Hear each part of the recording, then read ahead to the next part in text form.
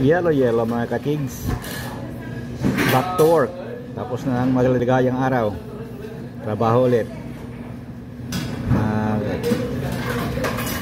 As usual, breakfast oatmeal na mayroon mayonnaise at linagyan ko ngayon ng pasas, raisin at saka itong panulak ko lagi brewed coffee na may ay wala pala, ito pala yung sa ano sa sa oatmeal na walang halong biro.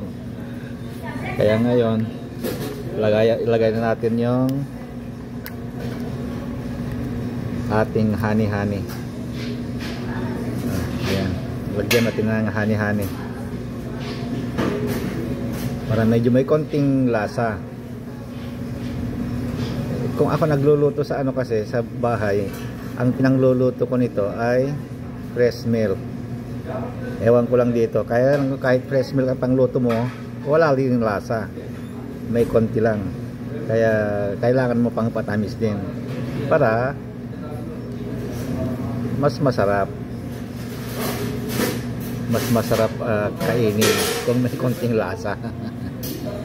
Kaya ngayon, ano pang inaantay natin ay tigil na yung daldal at kainan na. Okay mga katigang, bye bye.